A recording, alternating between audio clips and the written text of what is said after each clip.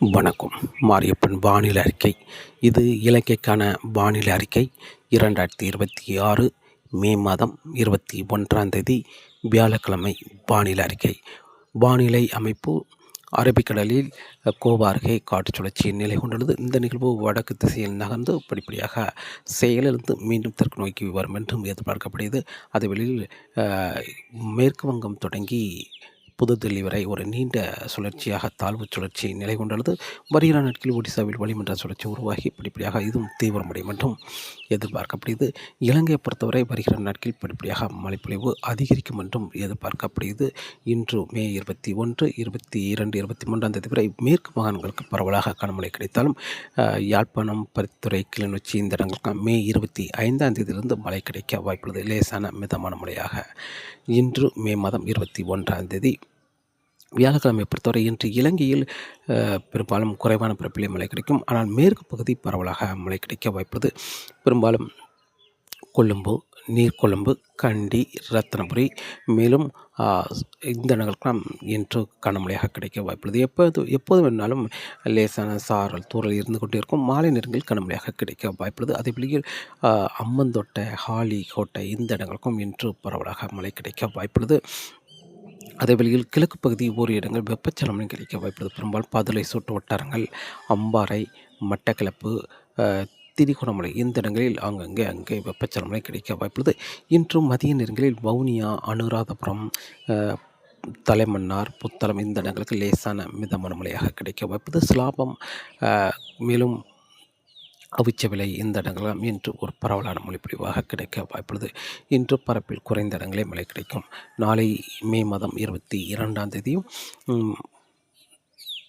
மாலை நேரங்களில் சற்று பரப்பில் குறைந்த இடங்களில் மழை கிடைத்தால் நள்ளிரவு நேரங்களில் கனமழையாக கிடைக்க வாய்ப்புள்ளது. பெரும்பாலும் கொழும்பு, நீர்கொழும்பு, அவிச்சவிலை மேலும் கண்டி, ரத்தினபுரி, ஹாலி கோட்டை, அம்மந்தோட்டை இந்த இடங்களுக்கெல்லாம் மாத்திரை இந்த இடங்களுக்கெல்லாம் பரவலாக கனமழையாக கிடைக்க வாய்ப்புள்ளது. அதிகாலை நேரங்களும் கனமழை தொடர வாய்ப்புள்ளது. அதாவது ஹாலி, அம்மந்தோட்டை, மாத்திரை இந்த இடங்களுக்கு கனமழை தொடர வாய்ப்புள்ளது.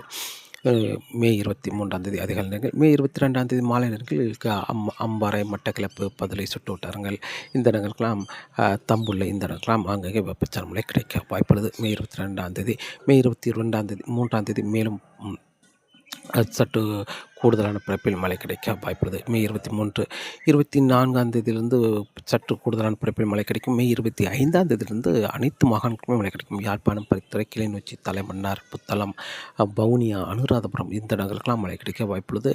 அதேபோல் தெற்கு பகுதி கூடுதலான பரப்பில் மழை கிடைக்கும். மேற்கு மாகாணங்கள் சிலாபம் தொடங்கி மாத்திரை வரை உள்ள கடலோர மாகாணங்களுக்கு எப்போது வேணாலும் மழை கிடைக்கும்.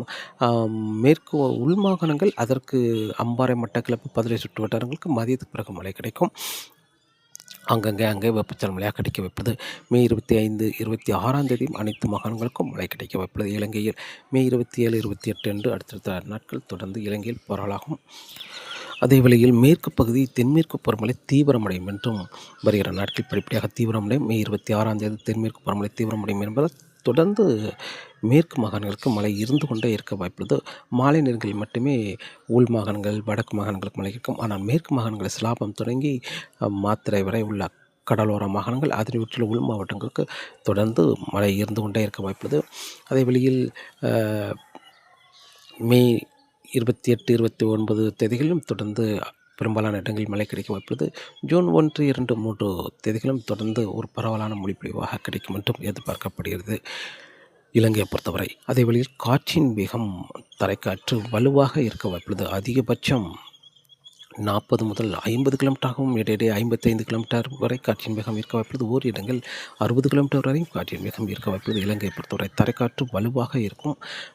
தொடர்ந்து யாழ்ப்பாணம், பருத்தித்துறை, கிளிநொச்சி, முல்லைத்தீவு, வவுனியா, தலைமன்னார், புத்தளம் மேலும் திரிகோணமலை, தம்புள்ளை இந்த இடங்களுக்கெல்லாம் காற்றின் வேகம் அதிகரித்தே காணப்படும். அதேபோல் கொழும்பு, நீர்கொழும்பு, மாத்திரை, அம்மந்தோட்டை, பதுளை, அம்பாறை இந்த இடங்கள்லாம் காற்றின் வேகம் அதிகரித்து காணப்படும். இதில் குறைவான காற்று என்பது பெரும்பாலும் மட்டக்களப்பு, திரிகோணமலை இந்த இடங்களில் மட்டுமே சற்று குறைவாக இருக்கும். மட்டக்களப்புக்கு வடக்குள்ள தெற்குள்ள மாகாணங்கள், திரிகோணமலைக்கு வடக்குள்ள மாகாணங்கள் அனைத்து மாகாணங்களுக்குமே காற்றின் வேகம் அதிகரித்து காணப்படும். தரைக்காற்று வலுவாக இருக்க வாய்ப்புள்ளது. வருகிற நாட்களில் அனைத்து நாட்களுமே தரைக்காற்று வலுவாக இருக்கும். அதிலும் மதியம் மாலை நேரங்களில் காற்றின் வேகம் அதிகரித்து காணப்படும். காலை நேரங்களில் 50 கிலோமீட்டர் வரை காற்றின் வேகம் இருந்திருந்தால் மாலை நேரங்களில் 60 கிலோமீட்டர் வரை காற்றின் வேகம் இருக்க வாய்ப்புள்ளது இலங்கையை பொறுத்தவரை. அதே வழியில் வரும் நாட்கள் இப்போதைக்கு யாழ்ப்பாணம், பருத்துறை, கிளிநொச்சி, முல்லைத்தீவு இந்த இடங்களில் மழை இல்லாவிட்டாலும் மே 25 உங்களுக்கும் அங்கே மழை கிடைக்க வாய்ப்புள்ளது. தொடர்ந்து வானிலை அறிக்கையோடு இணைந்தவர்கள் மீண்டும் சந்திப்போம். நன்றி, வணக்கம்.